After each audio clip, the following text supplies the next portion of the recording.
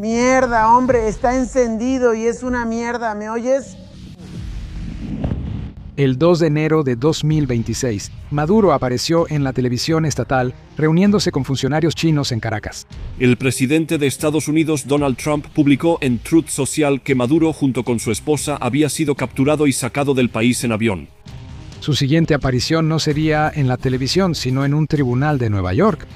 Dentro de las siguientes 24 horas después de reunirse con los funcionarios chinos, las fuerzas estadounidenses capturaron a Maduro y a su esposa y los sacaron de Venezuela en avión, dijo Trump. Mover a Maduro fue la doctrina Don Roe en acción.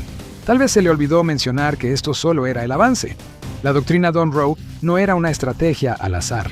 Trump retrocedió siglos para tomarla prestada de un genio. En 1823, el presidente de Estados Unidos, James Monroe, anunció una doctrina que transformó la política global para siempre. Declaraba que las potencias europeas debían mantenerse fuera de América y, a cambio, Estados Unidos se mantendría al margen de los conflictos europeos. Eso se llamó la doctrina Monroe. Fue una jugada genial por dos razones. La doctrina Monroe se emitió para prevenir la recolonización europea y la interferencia en América después de la independencia de América Latina. También tenía como objetivo proteger la seguridad y los intereses económicos de Estados Unidos al declarar el hemisferio occidental como una esfera de influencia distinta, cerrada a futuras colonizaciones europeas y sistemas políticos europeos. 200 años después, el mundo se ve muy diferente, pero la doctrina ha regresado. La única diferencia es el objetivo de esta doctrina. Cuando Trump revivió esta doctrina, la renombró como la doctrina Don Roe, y esta vez no está dirigida a Europa, está dirigida a China. Sí, escuchaste bien, ¿verdad? Todo lo que Estados Unidos está haciendo hoy en América Latina y Sudamérica está perjudicando la influencia de China económica, estratégica y políticamente. Y si esta estrategia tiene éxito, podría destrozar el sueño de China de dominar el mundo, ya que la presencia de China en América Latina sigue creciendo. Las alarmas están sonando en Washington, incluso mientras Estados Unidos sigue distraído por los grandes conflictos en Europa y Medio Oriente. Los responsables políticos y funcionarios militares estadounidenses ven cada vez más el avance de China como una amenaza directa a la influencia de Estados Unidos en su propio patio trasero. Ahora, ese deterioro no ocurrió de la noche a la mañana. Durante su primer mandato, el presidente Donald Trump adoptó una postura más dura sobre América Latina que sus predecesores. Su administración impuso sanciones a Cuba, Nicaragua y Venezuela, recortó la ayuda a varios países, especialmente a las naciones del Triángulo Norte de Centroamérica, y se retiró del compromiso comercial regional. Trump también retiró a Estados Unidos de la Asociación Transpacífica, lo que señaló un retiro más amplio del comercio. Liderazgo. Parecía una gran jugada, pero muchos analistas no estuvieron de acuerdo. Muchos analistas argumentan que estas acciones, sin querer, acercaron a varios gobiernos latinoamericanos a China, que ofrecía dinero sin condiciones. Cuando Joe Biden asumió el cargo, prometió corregir el rumbo, ya que había dirigido la política latinoamericana como vicepresidente bajo Barack Obama. Biden describió constantemente a China como un competidor estratégico y pidió un renovado liderazgo de Estados Unidos en la región. En 2021, Biden y otros líderes del G7 lanzaron la iniciativa Reconstruir un Mundo Mejor, B3W, diseñada como un contrapeso a la iniciativa de la Franja y la Ruta de China, incluso en América Latina. Pero la ejecución quedó corta. La administración de Biden comprometió solo $6 millones a B3W en su primer año. La iniciativa fue posteriormente renombrada como la Asociación para la Infraestructura y la Inversión Global, lo que generó dudas sobre la seriedad y la capacidad de permanencia de Estados Unidos. En la Cumbre de las Américas de 2022, Biden anunció nuevas iniciativas económicas, incluida la Asociación de las Américas para la Prosperidad Económica, con el objetivo de impulsar la competitividad regional. Su administración también buscó fortalecer el apoyo a Taiwán y advirtió repetidamente a los países sobre los riesgos de utilizar la tecnología de Huawei. Aún así, los críticos argumentan que no fue suficiente, especialmente en materia de comercio. El informe de 2024 de la Comisión de Revisión Económica y de Seguridad entre Estados Unidos y China destacó cómo la creciente influencia de China en América Latina representa desafíos estratégicos a largo plazo para Washington. Así que el Congreso ha intentado responder, al menos en teoría. Hasta 2024, las cosas parecen dudosas, aunque en 2022, una legislación bipartidista presentada por el senador Bob Menéndez y el senador Marco Rubio tenía como objetivo contrarrestar la influencia maligna de China mediante la expansión de la cooperación en materia de seguridad y los esfuerzos contra el narcotráfico en la región. Otras propuestas pedían asociaciones comerciales permanentes de Estados Unidos en todo el hemisferio occidental, alentando a las empresas a reubicar las cadenas de suministro de China a países cercanos. Pero ninguno de estos proyectos de ley se convirtió en ley. Y mientras Washington debate, retrasa y redirige su enfoque, Pekín sigue avanzando, remodelando silenciosamente el futuro de América Latina. Pero llegó el 2024 y en su segundo mandato, Donald Trump es absolutamente claro en una cosa: el dominio de China en América Latina debe terminar. Para eso, Trump está recurriendo casi 2 siglos atrás a la doctrina Monroe. Con motivo del 250 aniversario de la doctrina Monroe, el 2 de diciembre de 2025, un comunicado de prensa de la Casa Blanca declaró explícitamente que la administración estaba reafirmando la doctrina bajo el marco de la política de América Primero. Trump ha demostrado repetidamente su admiración por los presidentes estadounidenses del siglo XIX. Ha elogiado abiertamente a figuras como William McKinley, a quien atribuye haber hecho rica a América mediante aranceles. Theodore Roosevelt, quien transformó el comercio global y la proyección de poder mediante la construcción del Canal de Panamá. Y James Monroe, el presidente que declaró que las potencias extranjeras no tienen derecho a interferir en el hemisferio occidental. Estas no son referencias históricas al azar, revelan algo mucho más profundo. Trump es el primer presidente de Estados Unidos desde Franklin D. Roosevelt que rechazó la idea moderna de que las mayores amenazas para América se encuentran en regiones lejanas del mundo. Para Trump, el peligro no está en el extranjero, está aquí mismo en casa. En la opinión de Trump, las mayores amenazas que enfrenta Estados Unidos hoy en día son la inmigración masiva a través de la frontera sur y el tráfico de drogas, que él relaciona con decenas de miles de muertes por sobredosis cada año. Y esta creencia lo determina todo. Para Trump, el objetivo no es simplemente la seguridad fronteriza, es el dominio total del hemisferio occidental, desde el Polo Norte hasta el Polo Sur. Al usar la superioridad militar de Estados Unidos, su influencia económica y la presión política, Trump busca eliminar todas las amenazas dentro del hemisferio, tanto extranjeras como internas. Eso incluye a China también. Esta estrategia marca una ruptura clara con la política exterior moderna de Estados Unidos. En lugar de proyectar poder a través de continentes lejanos, Trump está reenfocando la fuerza de Estados Unidos en su propio patio trasero. Por eso muchos en los medios le han dado a este enfoque un nuevo nombre: la doctrina Monroe. Es una versión modernizada de la doctrina Monroe, actualizada para el siglo XXI, así que Estados Unidos está ganando esta batalla, al menos en los titulares. En el terreno, ambos bandos están enfrascados en una competencia despiadada, porque China ha estado sentando las bases durante años, solo que de una manera menos llamativa. El mérito de todo el éxito que China logró en la región era una laguna. Verás, Sudamérica y Latinoamérica no son ricas, tampoco son completamente seculares o liberales. Hay excepciones. Países como Panamá y Brasil han logrado grandes avances, pero para la mayor parte de la región, el desarrollo todavía está muy por detrás de Estados Unidos. Y esa brecha tiene consecuencias. Durante décadas, las instituciones débiles, la pobreza y la inestabilidad han permitido que las redes criminales del bajo mundo prosperen. Los cárteles de drogas, las mafias y las pandillas violentas han florecido en toda la región. Ante estos problemas, Estados Unidos eligió un enfoque duro. Washington se distanció, exigiendo reformas políticas, cambios legales y correcciones constitucionales antes de ofrecer apoyo. Pero China eligió un camino diferente, sin condiciones, sin lecciones sobre democracia o gobernanza, sin presión para cambiar leyes o sistemas. China aceptó a estos países sin condiciones. Hasta 2024, Pekín ha firmado acuerdos de libre comercio con Chile, Costa Rica, Ecuador, Nicaragua y Perú. Las negociaciones con Uruguay colapsaron debido a la resistencia del bloque comercial Mercosur, el bloque comercial sudamericano fundado en 1991 por Argentina, Brasil, Paraguay y Uruguay. A pesar del revés, China siguió adelante con acuerdos comerciales en otros lugares. Más de 20 países de América Latina y el Caribe se han unido a la iniciativa de la Franja y la Ruta de China, siendo Colombia la incorporación más reciente. Hoy en día, países como Brasil, Cuba, Paraguay, Perú y Venezuela albergan algunas de las comunidades de la diáspora china más grandes de América Latina. Prueba viviente de que la influencia de China en la región ya no es temporal ni simbólica. Pero el comercio es solo una parte de la historia. El verdadero pegamento que une a China con América Latina es el dinero. La inversión extranjera directa a China y los préstamos respaldados por el Estado se han convertido en poderosas herramientas de influencia en toda la región.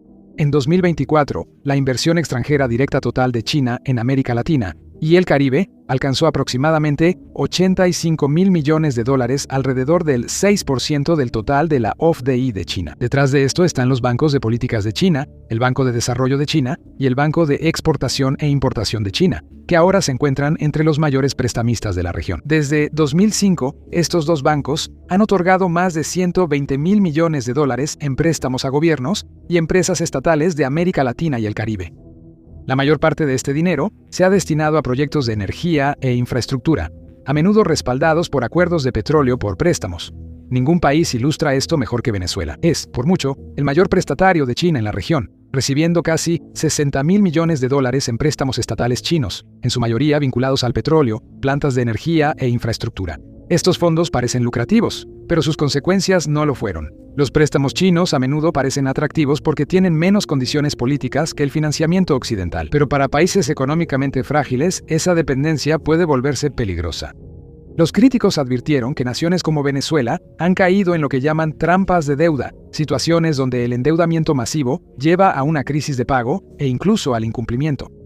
Hoy en día, varios países latinoamericanos están buscando activamente renegociar los términos de sus deudas con China. Los analistas argumentan que algunas empresas chinas operan con estándares ambientales y laborales más bajos, lo que genera alarmas sobre daños a largo plazo a las comunidades locales y los ecosistemas. Aún más preocupante para muchos gobiernos es la creciente presencia de China en infraestructuras críticas como puertos, redes eléctricas y sistemas energéticos. Los críticos advierten que este nivel de control podría convertirse en un riesgo para la seguridad nacional, especialmente durante tensiones geopolíticas. Una de las iniciativas más reveladoras es la promesa de China de invitar a 300 funcionarios de partidos políticos de países de la CELAC a Pekín cada año, 900 en 3 años. Este esfuerzo va más allá de la diplomacia tradicional.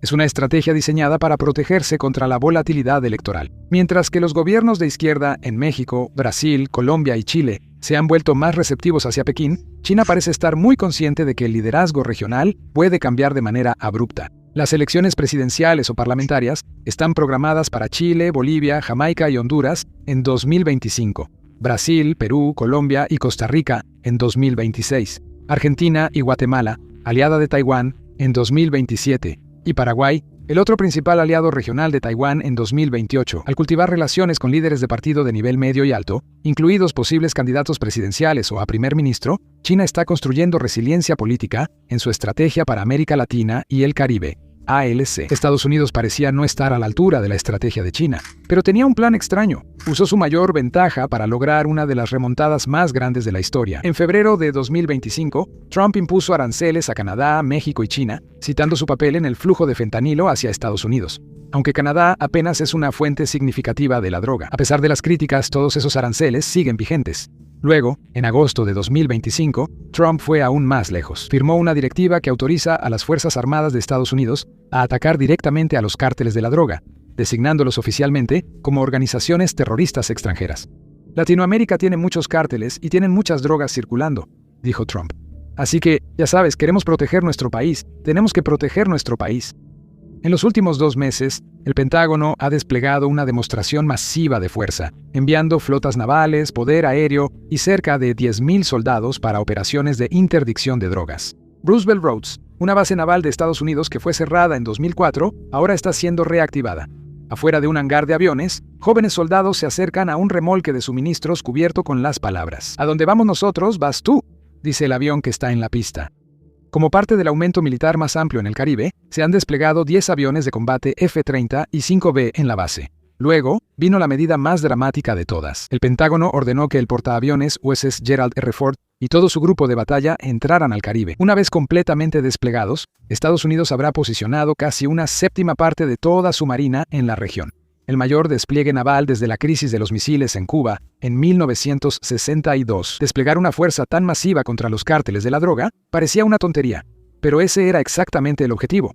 Las drogas nunca fueron el verdadero objetivo. La abrumadora presencia militar está diseñada para intimidar, presionar y potencialmente remover a los regímenes que Trump considera hostiles.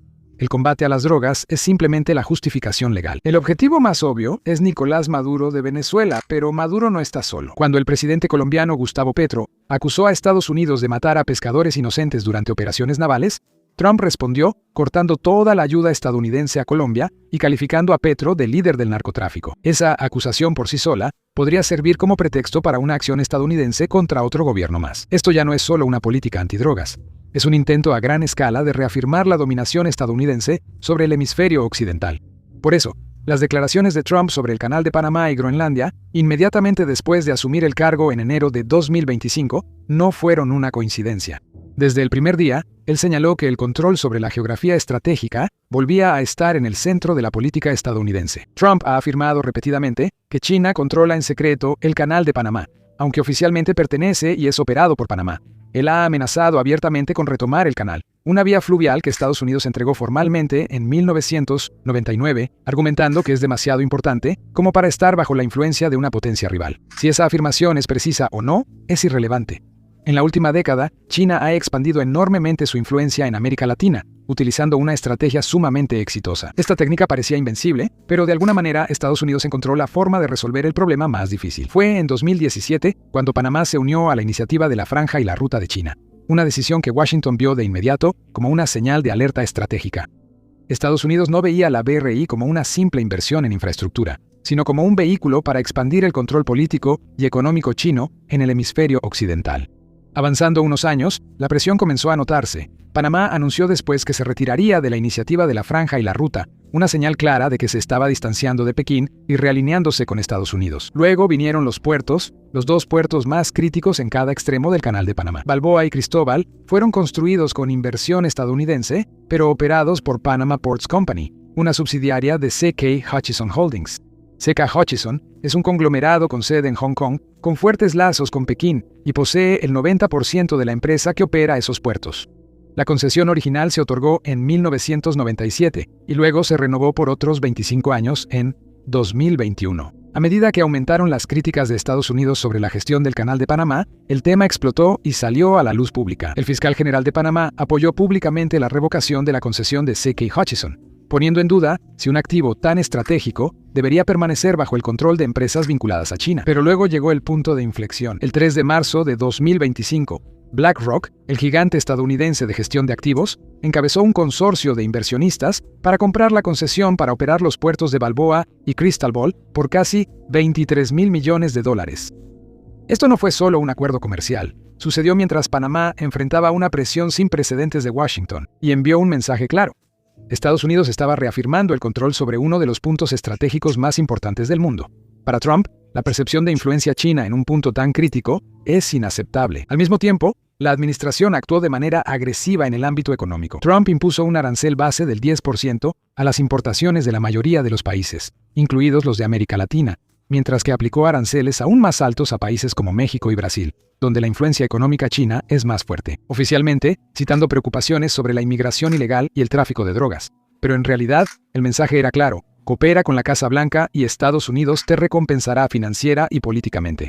Toma al presidente de Argentina, Javier Milei, quien hizo campaña con el eslogan «Hagamos grande a Argentina de nuevo» y cuestionó abiertamente la derrota electoral de Trump en 2020, cuando la economía de Argentina estuvo al borde del colapso en octubre de 2025. La administración Trump intervino con un rescate de $20,000 millones. Días después, en las elecciones de medio término, el partido de Milei obtuvo una gran victoria.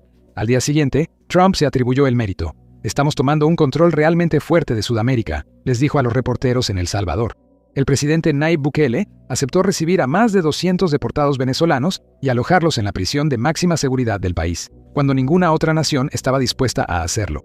En Bolivia, 2 décadas de gobierno de izquierda terminaron en noviembre de 2025, un resultado que fue abiertamente celebrado por funcionarios estadounidenses. Chile ahora parece estar listo para elegir a un presidente de derecha que ha apoyado a Trump. En Perú, según informes, funcionarios de Trump intentaron ayudar a un candidato presidencial destacado, un alcalde de derecha apodado Porky, justo cuando realizaba un homenaje a Charlie Kirk, el activista conservador asesinado en septiembre. Pero para aquellos que se negaron a cooperar, hay consecuencias. La Casa Blanca actuó agresivamente contra los 3 gobiernos autocráticos de izquierda de América Latina, amenazando con aranceles del 100% a Nicaragua, aislando aún más a Cuba y lanzando una intensa campaña de presión contra Venezuela. Brasil, sin embargo, se convirtió en la prueba más difícil de la estrategia de Trump. En julio de 2025, Trump impuso aranceles del 50% y sanciones a Brasil, con el objetivo de detener el proceso penal contra el expresidente Jair Bolsonaro, un aliado cercano de Trump. El actual presidente de Brasil, Luiz Inácio Lula da Silva, respondió públicamente y su índice de aprobación aumentó. Brasil luego condenó a Bolsonaro por intento de golpe de Estado y lo sentenció a 27 años de prisión. Semanas después, Trump cambió de rumbo abruptamente. Se reunió con el presidente Lula, dijo que le caía bien, y ahora ambos países están negociando el fin de los aranceles. Durante años, los responsables políticos estadounidenses ignoraron en gran medida las realidades diplomáticas y económicas de Sudamérica, eligiendo en su lugar enfocarse en Europa y Asia. Ese vacío no permaneció vacío. China intervino. Ahora, Trump cree que Estados Unidos debe reafirmar el control sobre Sudamérica a cualquier costo, para que China no pueda convertir la región en un patio estratégico en contra de América. Por eso muchas de sus acciones suenan duras, incluso extremas. En la opinión de Trump, esto no se trata de popularidad o democracia, se trata de prevención. Esta perspectiva también queda clara en la Estrategia de Seguridad Nacional de Estados Unidos 2025, la cual enfatiza un enfoque renovado en fortalecer el hemisferio occidental. Esta postura militar ampliada comenzó desde una base muy baja en junio. Antes de que comenzara el aumento, Estados Unidos tenía aproximadamente 2.400 soldados en servicio activo, estacionados en América Latina y el Caribe, incluyendo Puerto Rico y las Islas Vírgenes de Estados Unidos. No había buques de la Marina asignados permanentemente, y solo un puñado de aeronaves dispersas por la región. Hoy en día, solo en Puerto Rico y las Islas Vírgenes de Estados Unidos hay docenas de aeronaves, decenas de buques de la Marina operando en alta mar y aproximadamente 15.000 soldados desplegados. Bajo este enfoque, Estados Unidos está reajustando su presencia militar global, buscando mejorar las relaciones con las naciones de la región sin imponer reformas democráticas, relacionándose con países que difieren de Estados Unidos en sus sistemas y formas de gobierno, y ejerciendo un mayor control sobre rutas marítimas clave. China también ha notado este cambio. Pocos días después de que la Casa Blanca publicara su declaración con motivo del aniversario de la Doctrina Monroe, Pekín publicó su documento de política sobre América Latina y el Caribe. El documento expone claramente la intención de China de expandir su participación económica, humanitaria y militar en toda la región de América Latina y el Caribe. Sin embargo, el documento trata menos sobre expandir la inversión china en Sudamérica y más sobre contrarrestar a Estados Unidos mediante un lenguaje diplomático. Está señalando que Pekín no tiene intención de desacelerar ni revertir su participación en la región. La conexión de China con América Latina no es nueva. Se remonta hasta el siglo XVI. Fue la época en que la ruta comercial del Galeón de Manila conectaba China y México, transportando porcelana, seda y especias a través del Pacífico. Mucho antes de la geopolítica moderna, China ya comerciaba con las Américas. Para la década de 1840, esos lazos se profundizaron, aunque de una manera más oscura. Cientos de miles de migrantes chinos fueron enviados a América Latina como culíes, trabajadores arrestados, obligados a trabajar en plantaciones de azúcar, en Cuba y en minas de plata en todo Perú. Durante los siguientes 100 años, la relación de China con la región se mantuvo principalmente enfocada en la migración. Beijing estaba consumido por revoluciones internas, guerras y agitaciones políticas, lo que dejaba poco espacio para ambiciones globales. Eso comenzó a cambiar en la década de 1970, después de la histórica visita del presidente Richard Nixon a China. En 1972, la mayoría de los países latinoamericanos reconocieron oficialmente al gobierno comunista de Mao Zedong. Aún así, la participación real seguía siendo limitada. El verdadero punto de inflexión llegó en 2001, cuando China se unió a la Organización Mundial del Comercio. A partir de ese momento, los lazos económicos, políticos y culturales se dispararon. A principios del siglo XXI, China apenas era un factor en la economía de América Latina. En el año 2000, los mercados chinos representaban menos del 2% de las exportaciones totales de América Latina. Pero todo cambió cuando la economía de China se disparó. El rápido crecimiento industrial de China creó una enorme demanda de materias primas, y América Latina estaba perfectamente posicionada para suministrarlas. Lo que siguió fue un auge histórico de las materias primas. Durante los siguientes 8 años, el comercio entre China y América Latina creció a un asombroso 31% anual. Para 2021, el comercio total superó los 450.000 millones de dólares. Para 2024, había alcanzado los 518.000 millones de dólares según los medios estatales chinos. Algunos economistas ahora predicen que esta cifra podría superar los 700.000 millones de dólares para 2035. Hoy en día, China es el mayor socio comercial de Sudamérica y el segundo más grande para América Latina en su conjunto, solo detrás de Estados Unidos. América Latina exporta principalmente soya, productos agrícolas, carne, cobre, petróleo, aceite y otras materias primas, los mismos recursos que China necesita para alimentar sus fábricas e infraestructura. A cambio, la región importa bienes manufacturados de mayor valor desde China: electrónicos, maquinaria, vehículos y productos de consumo. Pero esta relación tiene un costo. Muchos expertos argumentan que las importaciones baratas de China han perjudicado a las industrias locales, haciendo difícil que los fabricantes nacionales puedan competir. China no ha dejado de comerciar. Beijing también es un miembro votante no prestatario, tanto del Banco Interamericano de Desarrollo como del Banco de Desarrollo del Caribe, lo que le da influencia dentro de estas instituciones, antes dominadas por Occidente. Luego llegó mayo de 2025, en una importante reunión ministerial del foro China-CELAC en Beijing. China dio señales de que no estaba desacelerando, sino acelerando. El presidente Xi Jinping anunció una línea de crédito de varios miles de millones de yuanes, con un valor de más de 9.000 millones de dólares dirigida a la CELAC. Los Estados miembros afirman que los fondos apoyarían programas enfocados en el desarrollo, la paz y la seguridad. China incluso prometió viajes sin visa para 5 países no especificados. Sin embargo, la inversión del gobierno de China en la región ha comenzado a disminuir.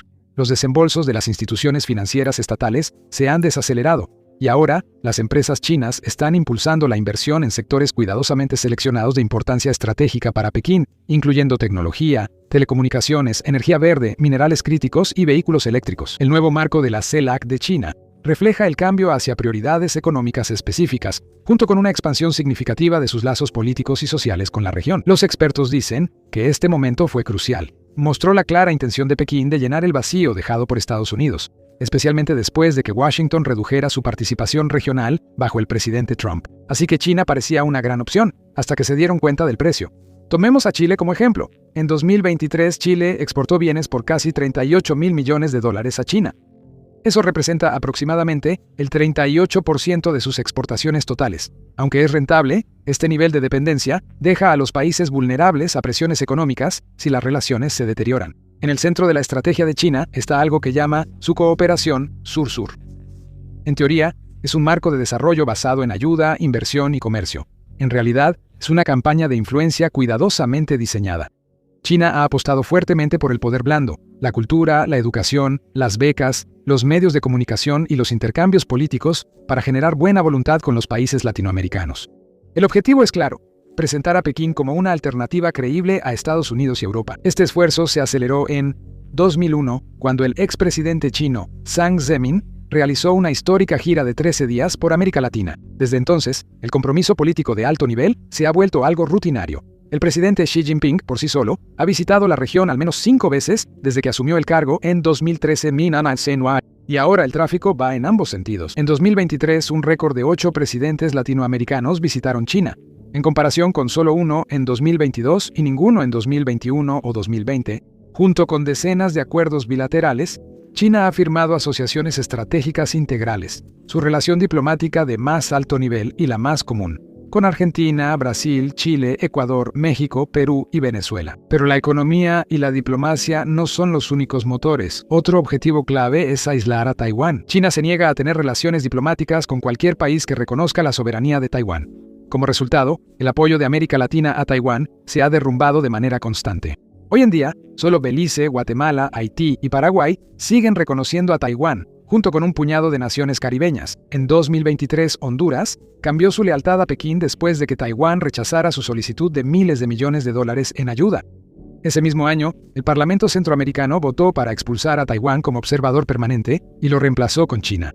También hay una dimensión política que preocupa a muchos observadores. Algunos analistas argumentan que el fortalecimiento de los lazos entre China y América Latina está reforzando a los gobiernos autoritarios, particularmente en Cuba, Nicaragua y Venezuela.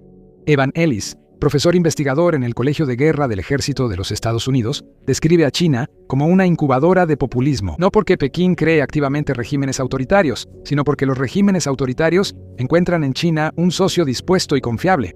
La estrategia de China en América Latina no se limita al comercio, la inversión o la diplomacia. También tiene una dimensión de seguridad y militar, según el Libro Blanco de Políticas de China sobre América Latina de 2016. Pekín pone un claro énfasis en la cooperación en defensa y seguridad, que incluye la venta de armas, intercambios militares, programas de entrenamiento y colaboración en inteligencia. En el centro de este esfuerzo está Venezuela. Después de que Estados Unidos prohibiera todas las ventas comerciales de armas a Caracas, en 2006 Venezuela se volcó decididamente hacia China. Hoy en día, es el mayor comprador de equipo militar chino en la región, pero Venezuela no está sola. Países como Argentina, Bolivia y Ecuador han comprado aviones militares chinos, vehículos terrestres, sistemas de radar, rifles de asalto y equipos de vigilancia. Cuba ha ido aún más lejos. La Habana ha recibido visitas de puertos del Ejército Popular de Liberación de China, actividades de entrenamiento conjunto y un compromiso militar más profundo. Funcionarios de inteligencia de Estados Unidos han expresado serias preocupaciones de que China también está ampliando la cooperación en inteligencia con Cuba, un desarrollo delicado a solo unas millas de las costas estadounidenses. La participación de China incluso se ha extendido a las operaciones de mantenimiento de la paz de la ONU. En 2004, Pekín se unió a la misión de la ONU en Haití, desplegando a más de 100 policías antidisturbios. Aunque China se retiró de Haití menos de una década después, su presencia en materia de seguridad en la región no desapareció. En cambio, evolucionó.